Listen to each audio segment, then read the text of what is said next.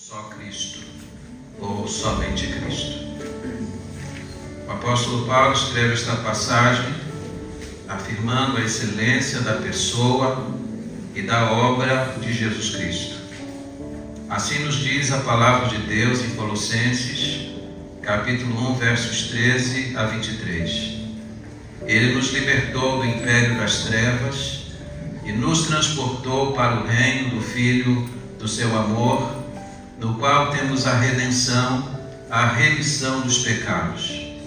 Este é a imagem do Deus invisível, o primogênito de toda a criação. Pois nele foram criadas todas as coisas nos céus e na terra, as visíveis e as invisíveis, sejam tronos, sejam soberanias, quer principados, quer potestades, tudo foi criado por meio dele e para ele.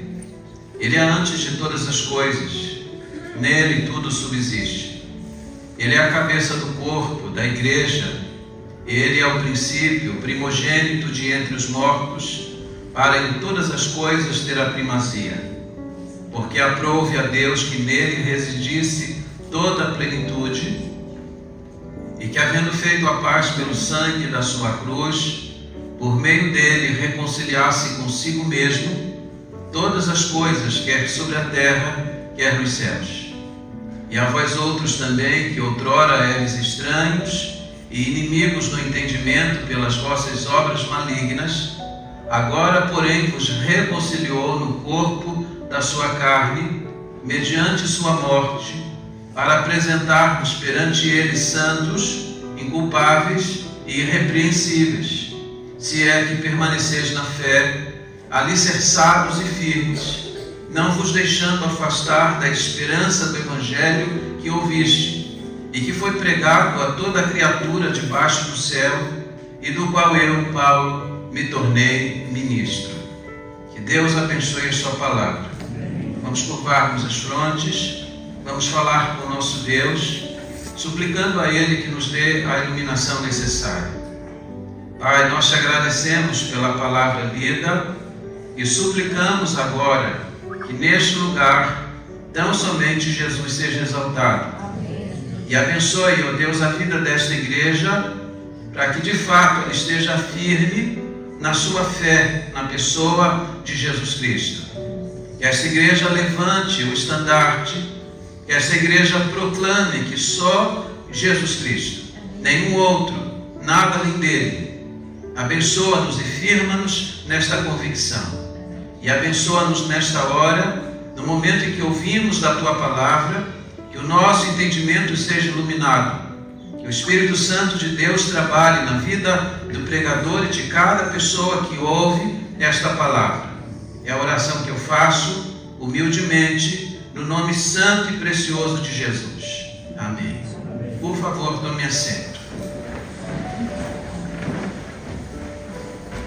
O texto desta noite é de uma preciosidade muito grande. Aliás, esse texto foi escolhido de forma proposital. Nós temos inúmeras passagens no Novo Testamento que podem servir de base para um sermão como esse. Mas eu acredito que esta passagem é a passagem mais apropriada, porque nela o apóstolo Paulo está fazendo a defesa. Ele está exaltando a pessoa de Cristo e defendendo uma importante doutrina, que é a cristologia. Ele defende a cristologia e também estabelece as bases daquilo que nós chamamos de soteriologia, ou seja, a doutrina da salvação. Por que Paulo faz isso? Paulo faz isso porque essa doutrina ela estava sendo combatida. A igreja havia sido invadida no primeiro século, e notem que aquilo que o apóstolo Paulo está fazendo aqui foi essencial para que o Evangelho chegasse aos nossos dias. Aquilo que aconteceu no Vale do Lico. O Vale do Lico era uma região bastante grande e expressiva. No Vale do Lico foram plantadas 3 igrejas. A igreja de Herápolis, a igreja de Laodiceia e a igreja de Colossos. Essas igrejas não foram fundadas pelo apóstolo Paulo, mas por alguém que o apóstolo Paulo alcançou nas suas prisões. Aliás, me permita aqui abrir um parêntese importante. Como que nós lidamos com as adversidades na nossa vida? Como que nós enfrentamos os problemas na nossa vida? Como que nós reagiríamos se um dia fôssemos presos? O apóstolo Paulo fez da sua vida uma vida frutífera em toda e qualquer circunstância em que ele estivesse. E quando Paulo estava preso injustamente. Paulo estava preso porque era um ministro do Evangelho, um pregador da cruz de Jesus Cristo. Mas Paulo aproveitou as suas prisões para frutificar. Paulo, na sua prisão, alcançou pelo menos 2 homens que se tornaram notórios no Novo Testamento. Filemão, que dá origem a uma carta, a carta mais curtinha do Novo Testamento, e ele vai alcançar um homem chamado Epáfras. Epáfras foi persuadido pelo Evangelho. Epáfras, depois de solto, voltou para essa região que é chamada região do Lico, e ele então fundou 3 igrejas. Paulo nunca visitou essas igrejas, mas Paulo exerceu influência sobre elas, porque Epáfras, que era o pastor dessas igrejas, e essas igrejas estavam separadas umas das outras, pelo menos 9 quilômetros uma da outra. Epáfras tinha o apóstolo Paulo como seu mentor. E a Bíblia mostra que na região do Lico, onde essas 3 igrejas foram plantadas, essa região foi invadida por falsos mestres, que traziam uma heresia um tanto complexa, porque ela envolvia pelo menos 4 ênfases: ascetismo, legalismo, sincretismo e misticismo. Era algo tão complexo que, para que você tenha uma ideia bem clara, 8 epístolas do Novo Testamento foram escritas apenas para combater essa heresia. Por causa dessa heresia, quase que a igreja no 3º século sucumbiu. Graças a Deus, o apóstolo Paulo escreveu essa passagem. Epáfras não soube lidar com essa frente e com essa heresia que havia campeado o lugar onde ele exercia seu ministério. Epáfras, não sabendo lidar com essa situação, saiu de Colossos e foi a Roma. Paulo estava em prisão domiciliar. E então Paulo escreve a esta igreja no sentido de defender a Cristo, exaltar a Cristo e combater a essa heresia. Eu sou pastor dessa igreja há quase 20 anos e tenho ensinado essa igreja as doutrinas reformadas, os princípios da fé reformada. Não sei por quanto tempo mais Deus permitirá que eu aqui esteja, mas é importante que todos nós aqui entendamos isso. Nós não podemos transigir com a verdade, nós não podemos negociar o Evangelho, e nós devemos defender o Evangelho. Alguém disse certa vez, e durante algum tempo eu repliquei esta frase, eu já corrigi. Eu já disse, à luz de uma frase de Spurgeon, que o Evangelho ele é poderoso e não precisa ser defendido. Mas olhando para as Escrituras e olhando para as Epístolas, eu devo reconhecer que é dever nosso defender o Evangelho. O apóstolo Paulo está defendendo aquilo que é essencial para manter a igreja de pé. Se Deus me der o privilégio de ainda visitar a Europa, Deus vai se me permitir visitar os lugares que foram o berço da reforma protestante, vai ser um grande privilégio para mim. Mas por outro lado, eu creio que eu vou ter grande tristeza no meu coração visitar aquelas igrejas que serviram de berço para esse grande movimento, que foi o maior movimento na história da igreja depois do dia de Pentecostes. A reforma que aconteceu no século XVI mudou o curso da história. A minha tese de conclusão de curso em São Paulo é sobre a reforma protestante. O quanto ela impactou a história. Ela interferiu na política, ela interferiu nas artes, ela interferiu inclusive no sistema de cultura e educação. Há muitas pessoas que pensam que a igreja evangélica não tem contribuição nenhuma na história, mas estão completamente equivocadas. As grandes universidades, Oxford na Inglaterra, A Universidade de Harvard, nos Estados Unidos, ela é fruto da Reforma Protestante. A Reforma teve um impacto muito grande. Nós devemos agradecer a Deus pela Reforma e por nós sermos agora depositários dessas verdades. Mas essas verdades precisam ser defendidas. O apóstolo Paulo está levantando uma bandeira importante para defender a igreja. E aqui me permita, uma vez mais, abrir um outro parágrafo. Meus irmãos, se esta carta foi importante no primeiro, segundo século e sobretudo no terceiro século, quando a igreja estava sendo combatida por essa heresia, que ficou conhecida na história como a heresia de Colossos, porque era um sistema engendrado, misturando em ênfases do helenismo e do judaísmo, e que corrompiam a mensagem do Evangelho. Essa carta é importante também para hoje. As nossas igrejas hoje estão sendo invadidas por esta mesma heresia, ainda que com uma roupagem nova. Sabe como é que a igreja no Brasil é conhecida? Como a igreja do Sal Grosso, como a igreja do Galho de Arruda, como a igreja das rosas ungidas, dos lenços ungidos. São igrejas que estão ressuscitando aquelas coisas que o apóstolo Paulo combateu em seus dias, porque corrompiam a mensagem do Evangelho e esvaziavam a cruz de Jesus Cristo. Paulo escreveu essa carta para defender o Evangelho, para manter a igreja de pé. E aqui, esta é a ênfase do culto de hoje à noite. Nós não podemos transigir com a verdade. Nós não podemos negociar a verdade. Nós temos que nos manter firmes no Evangelho que outrora nos alcançou. Sabe por que nós nunca vamos apagar as luzes deste templo para cultuarmos a Deus? Sabe por que nós nunca vamos pintar esse templo de preto?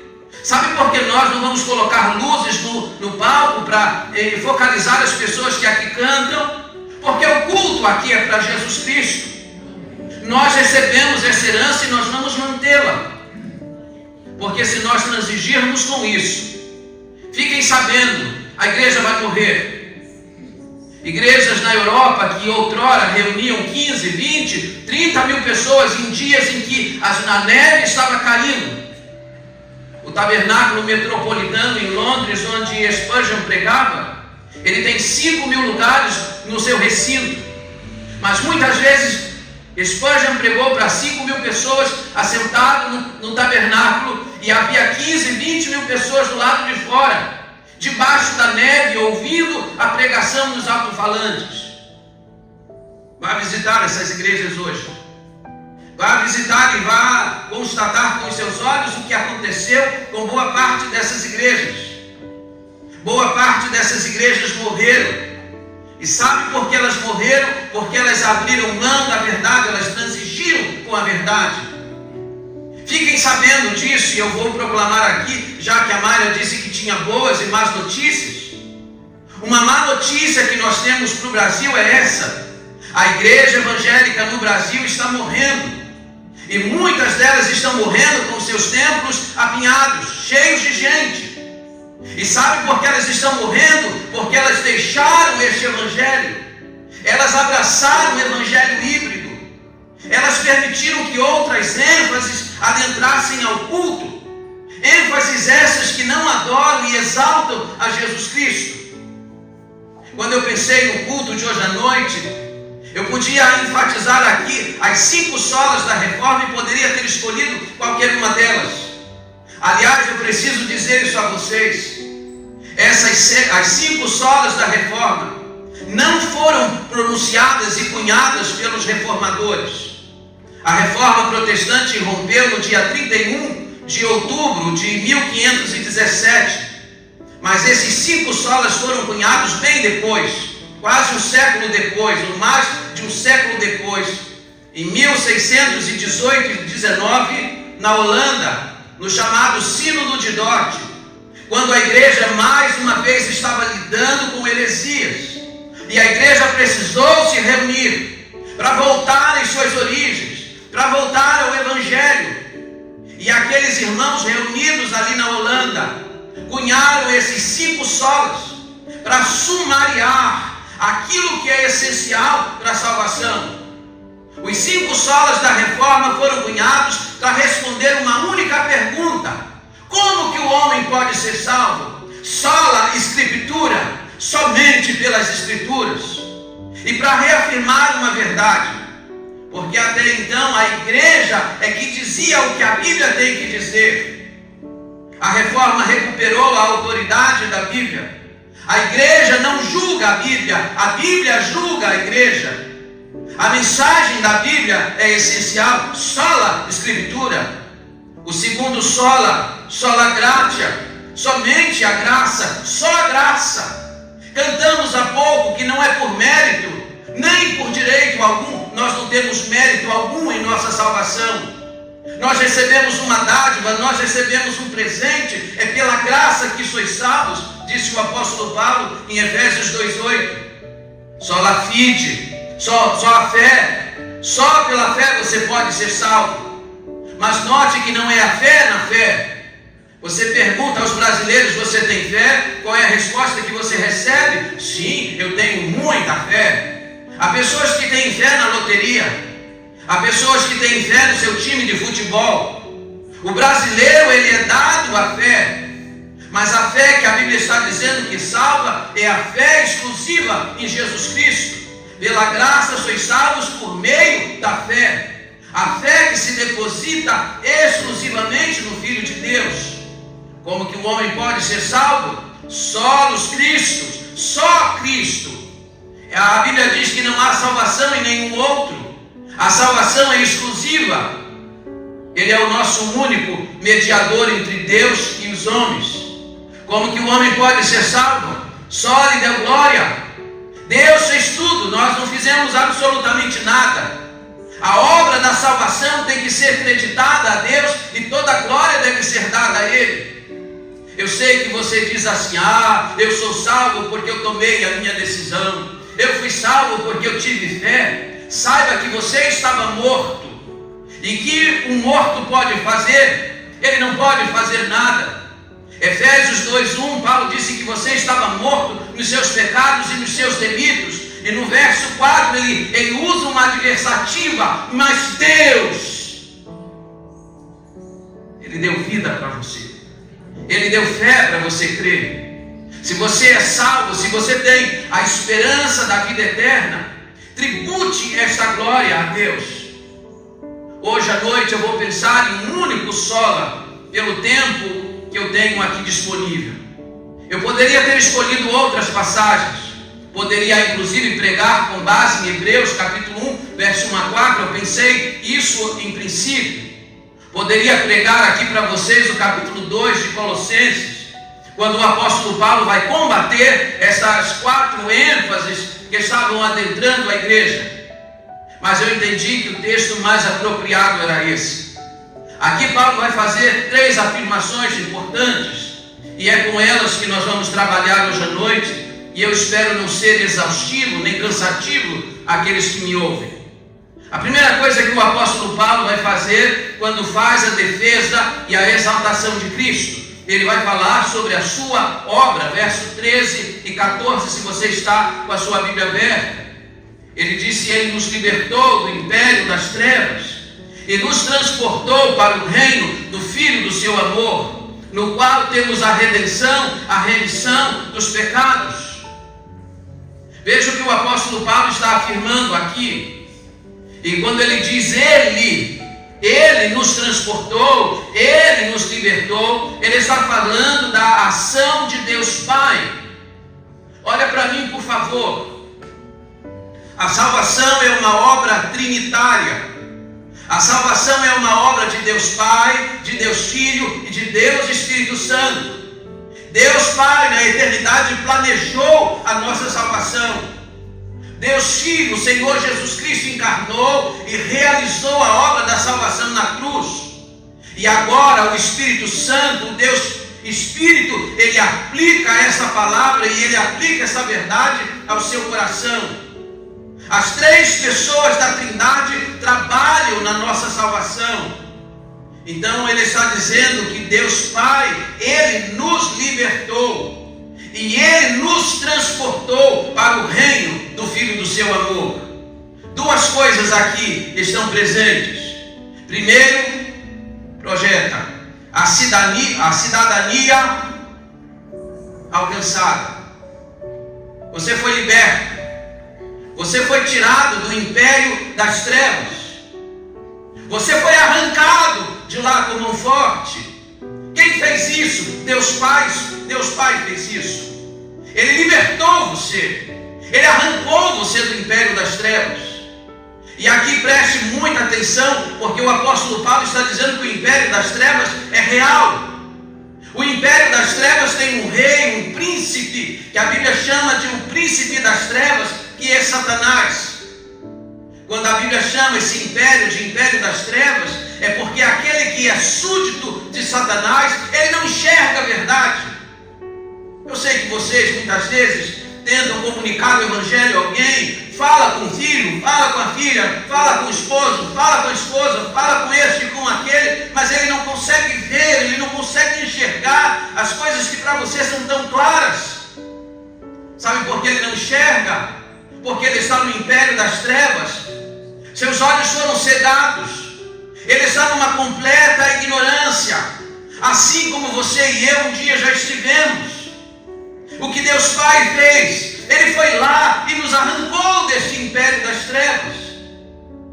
Dr. Russell Philip Shedd, um dos melhores exegetas do Novo Testamento que eu conheci, disse que Deus montou uma operação de resgate, que Deus fez aqui conosco aquilo que um dia Deus fez com o povo seu lá no Egito. Deus mandou Moisés lá e com mão forte, Deus arrancou o seu povo daquele império e o levou até Canaã. É isso que Paulo está falando aqui. E note que quando Paulo está falando dessa libertação, essa imagem, essa figura era muito clara na mente dos colossenses. Porque eles sabiam que no ano 60 o imperador havia desterrado muitos judeus e os havia levado para a Ásia Menor. Aquele povo foi transportado de um lugar para o outro. Deus fez isso.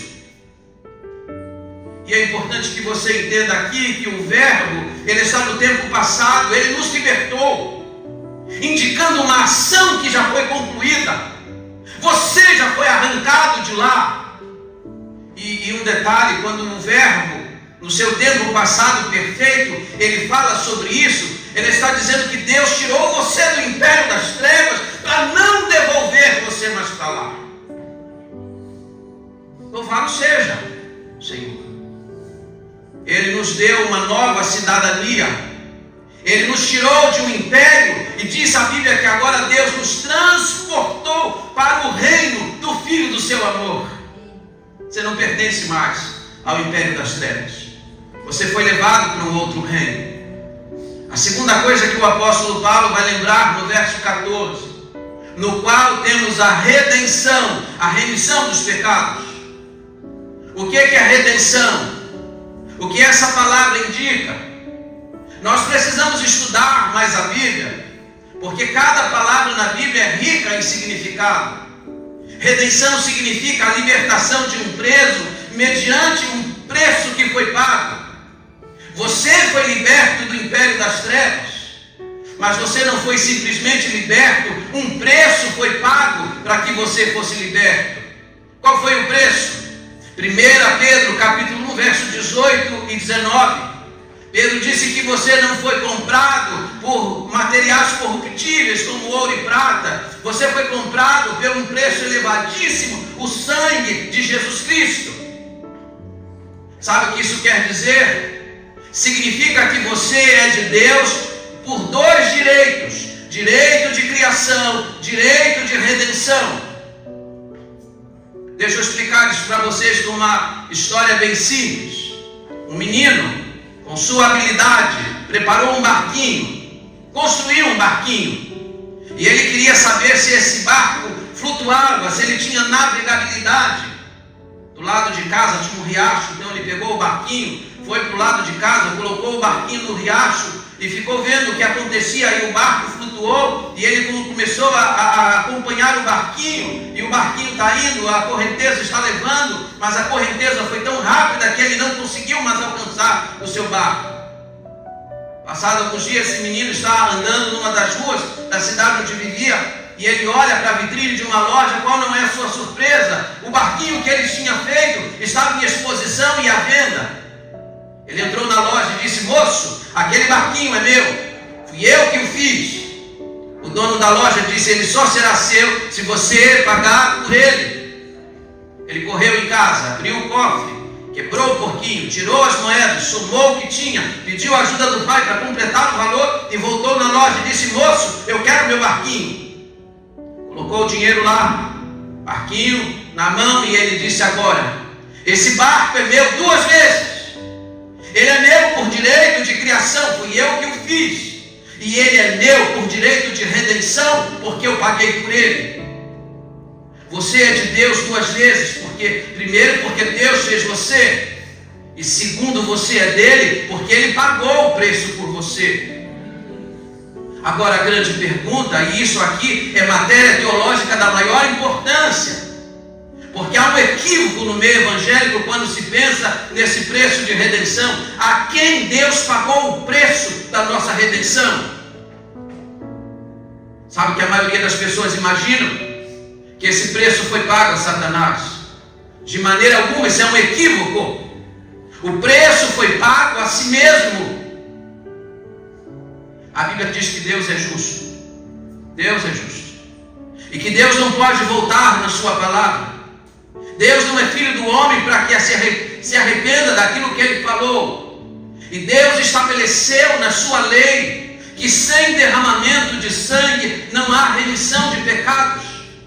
Como poderia Deus agora simplesmente olhar para nós e dizer: eu te perdoo, esqueça o que você fez? Se Deus tivesse apenas dito como a gente faz com os filhos. Se seu filho erra e chega para você e diz assim: pai, mãe, me perdoa, o que você diz para ele? O que você diz?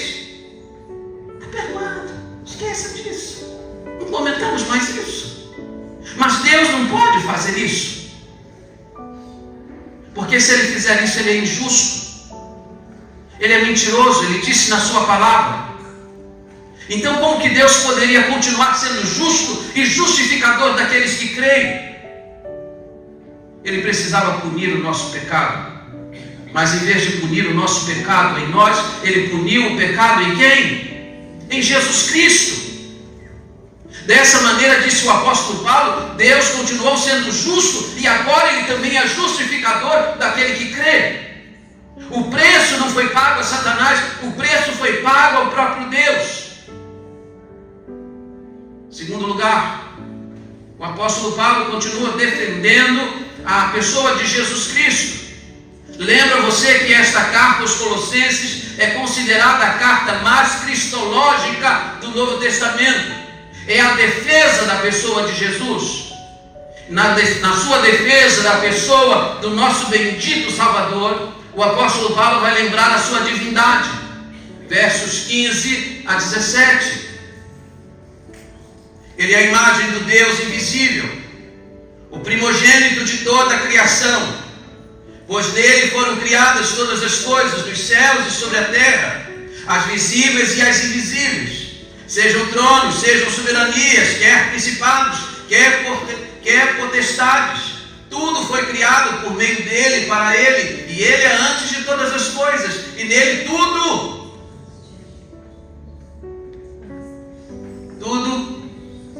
subsiste. O apóstolo Paulo faz 4 afirmações importantes quando fala sobre a divindade de Jesus Cristo. Primeiro, ele é a imagem do Deus invisível. Você já ouviu aquela canção nas igrejas? Ninguém explica a Deus. Você já cantou essa música? Ninguém explica a Deus, pois essa canção, ela carece de verdade teológica. Há alguém que explica a Deus. Sabe quem explica a Deus? Jesus Cristo. Ele é a imagem do Deus invisível. Deus é Espírito, ninguém nunca o viu. E a única forma de você entender quem é Deus é olhando para a pessoa de Jesus Cristo. Em Jesus Cristo, Deus invisível se tornou visível. ele é a imagem dele. E quando a Bíblia está dizendo que ele é a imagem, a Bíblia não está dizendo que ele é uma cópia. A Bíblia não está dizendo que ele é uma imagem holográfica. Não, senhores. Porque diz o texto que lemos há pouco no culto, Hebreus capítulo 1, versículo 3, diz assim: ele é o resplendor da glória e a expressão exata do seu ser, sustentando todas as coisas pela palavra do seu poder. Quem olha para Jesus vê quem é Deus. Você deve estar lembrado da aula da saudade, em João capítulo 14, quando Jesus, antevendo o momento em que se despediria dos seus discípulos, reuniu-os no cenáculo para ministrar a eles a aula da saudade. Ele começou dizendo: não se turbe o vosso coração, credes em Deus, crede também em mim. Jesus sabia que a sua despedida ia trazer muita tristeza ao coração deles.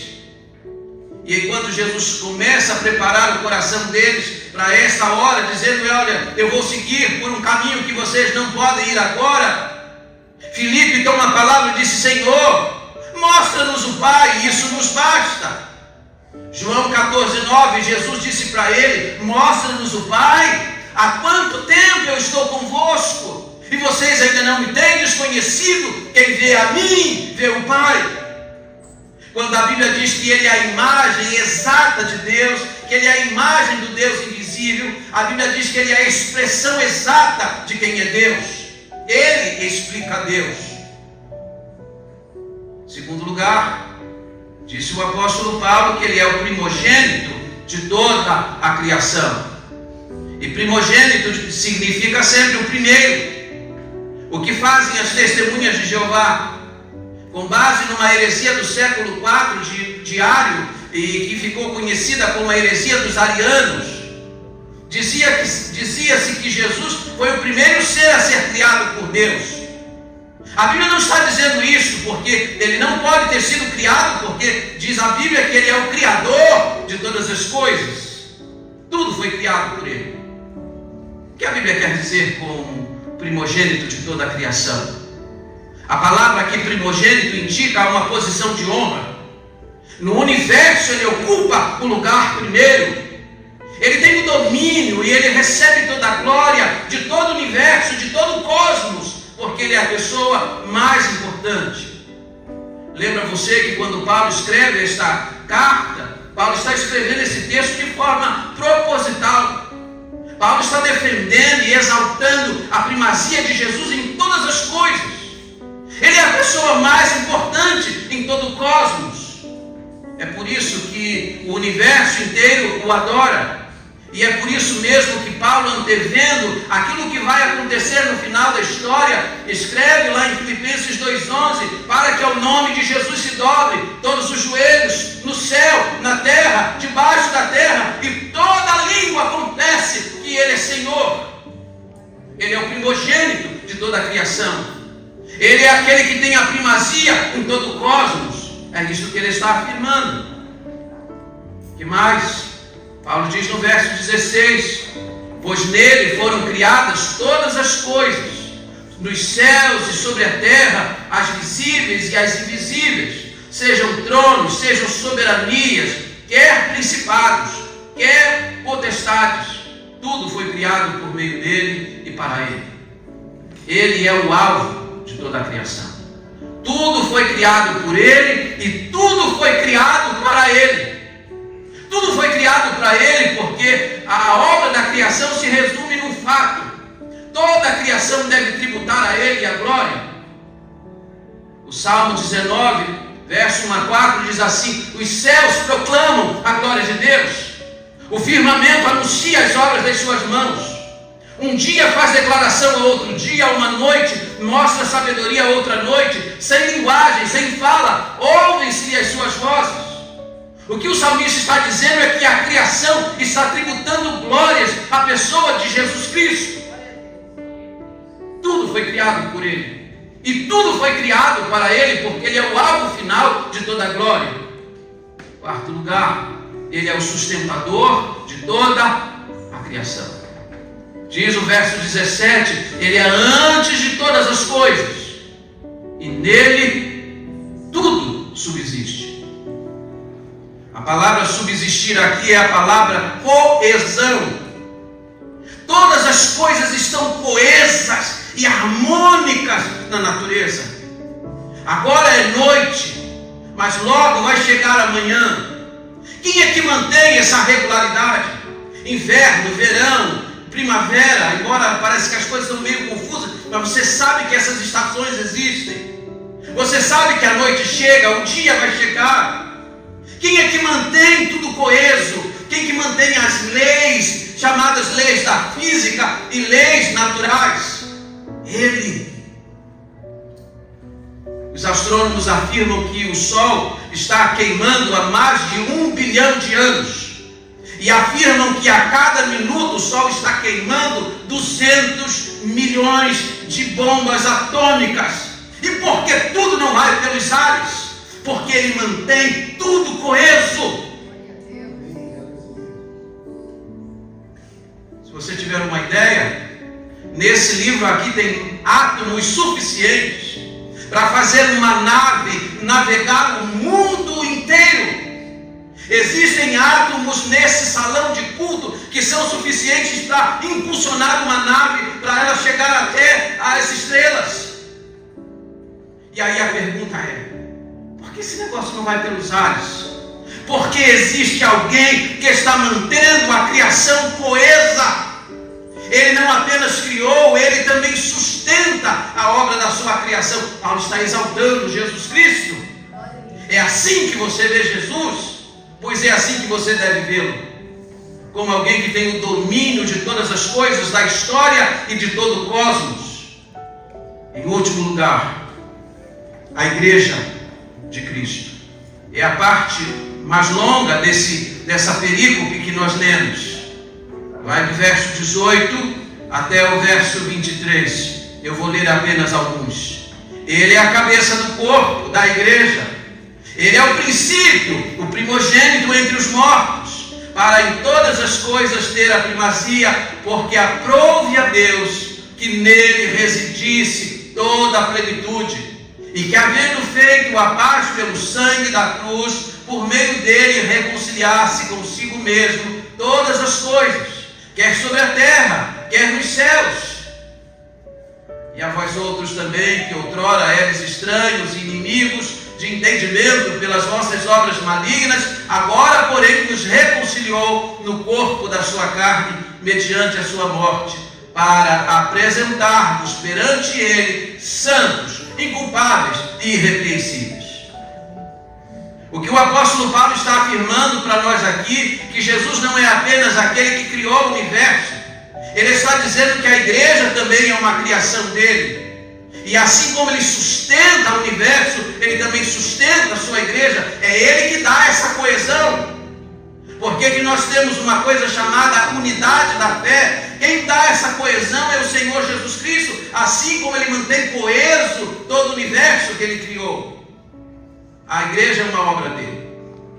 Tem muita gente que despreza a igreja. Tem muita gente que não dá importância para a igreja. Mas a igreja tem a sua grande importância, porque ela é uma obra de Jesus. Em Mateus 16, verso 18, ele disse: edificarei a minha igreja, e as portas do inferno não prevalecerão contra ela. O romanismo diz: uber, Cristo, iber, eclésia. Onde está Pedro? Está a igreja. A Bíblia diz o contrário: uber, Cristo, iber, eclésia. Onde está Cristo? Está a igreja. A igreja é obra dele. Ele está no meio da sua igreja. Ele mantém a sua igreja coesa. Ele sustenta a sua igreja pelo seu poder. E o apóstolo Paulo vai fazer 4 afirmações importantes quando trata da obra de Cristo na igreja. Primeiro, ele é o cabeça da igreja. Cabeça aqui não significa apenas governo, comando. Porque você sabe que é a minha cabeça, o meu cérebro, que dá ordem ao meu corpo. Eu dou um comando aqui e digo: levante o braço, eu levanto. Eu dou um comando aqui, fale sobre isso, e eu falo. Quem comanda esse corpo é essa mente. Mas quando Paulo diz que Cristo é o cabeça, não está dizendo apenas governo, ele está dizendo que ele é a origem da igreja. Ele é o criador da igreja. É ele quem dá sustento para a igreja. Ele é o cabeça do corpo. É Ele quem dá o sentido para a existência da sua igreja. A segunda coisa que Paulo vai dizer, e ela é importante para a vida da igreja, porque vocês sabem que eventualmente nós recebemos aquela notícia: sabe quem morreu? Fulano de tal. Sabe onde que nós temos que ir amanhã? Nós temos que ir ao cemitério. Eu sou pastor há 35 anos e não consigo me acostumar com cerimônia fúnebre.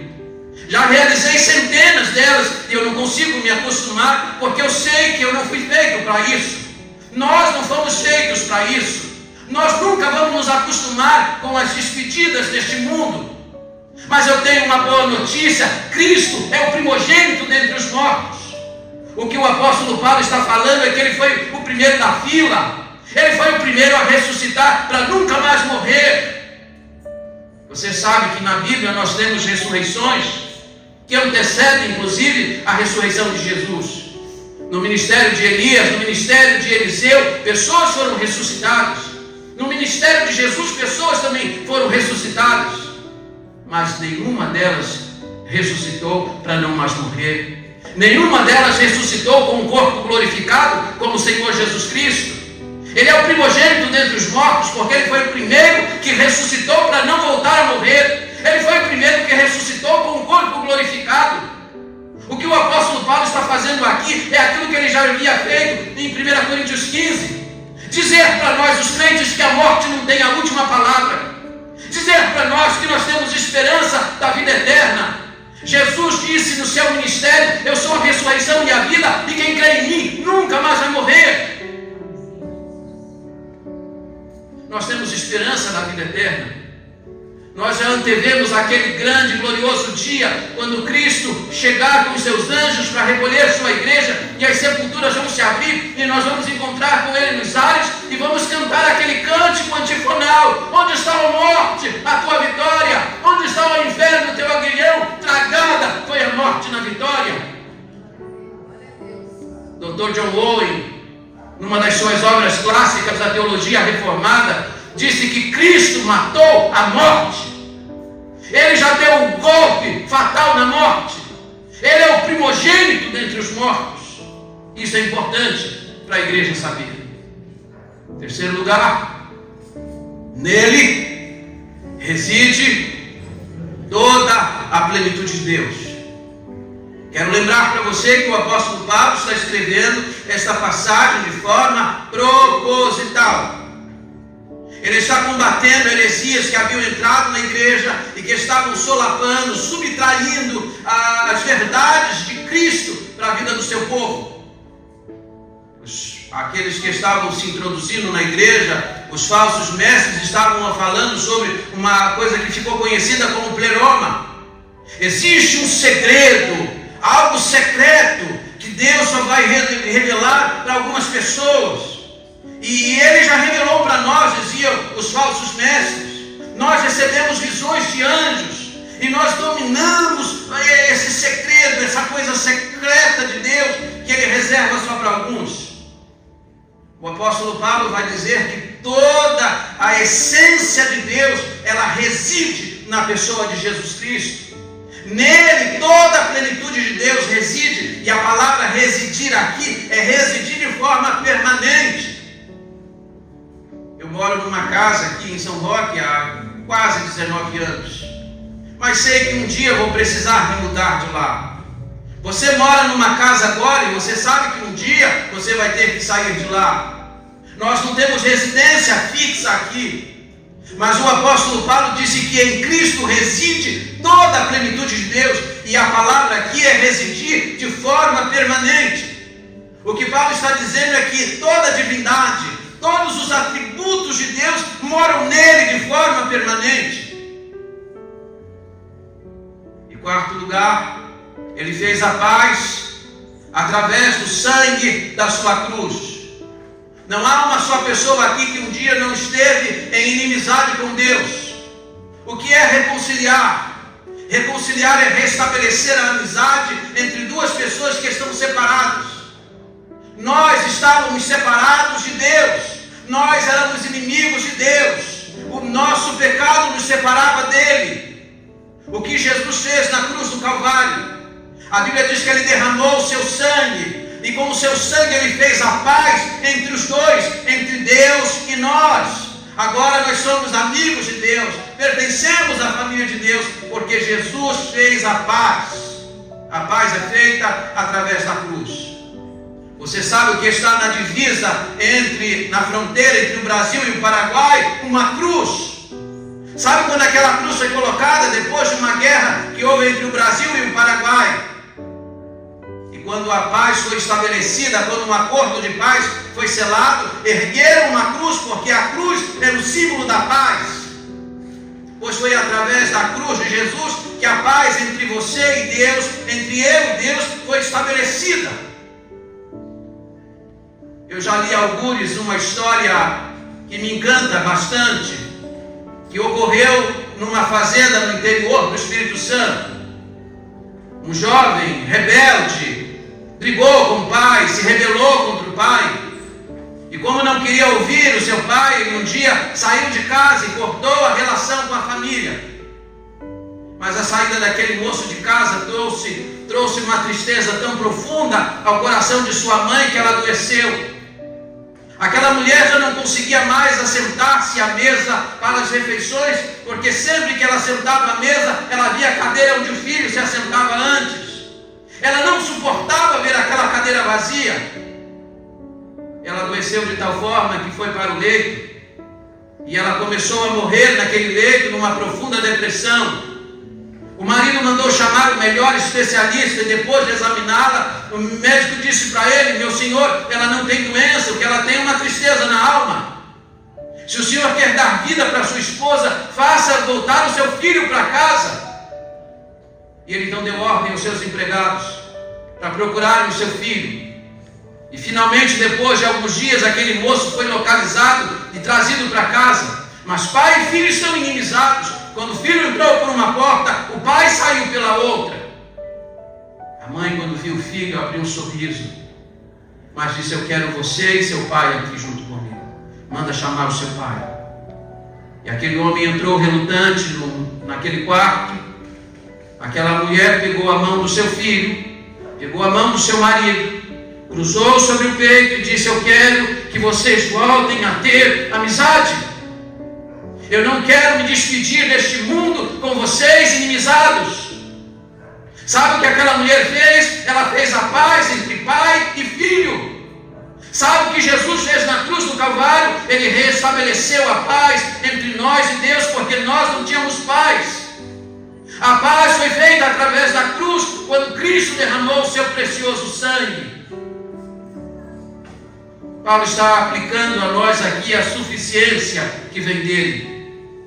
Nós nunca podemos esvaziar a cruz de Jesus Cristo. Sabe por que eu resisto à mensagem de algumas igrejas? Porque elas esvaziam a cruz de Jesus. Quando alguém diz para você: olha, você precisa dessa dieta alimentar, ou você tem que guardar esse dia, ou você tem que fazer aquela festa. Quando as pessoas me dizem isso, eu entro em desespero. Eu falo: meu Deus, essas pessoas não compreenderam a obra de Jesus na cruz. Ele já fez tudo. Ele já restabeleceu a paz foi feita através do seu sangue. Aliás, era isso que estavam fazendo em Colossos. Os falsos mestres estavam dizendo: Cristo salva, mas Cristo só não basta. Você tem que guardar dia e fazer festa. Você precisa guardar um dia específico. Você tem que fazer festa disso, daquilo, outro. Vocês têm que cumprir o calendário da religião judaica. O apóstolo Paulo se levanta contra isso e disse: não, senhores, a paz já foi estabelecida através da cruz do nosso Senhor e Salvador Jesus Cristo. A suficiência vem de lá.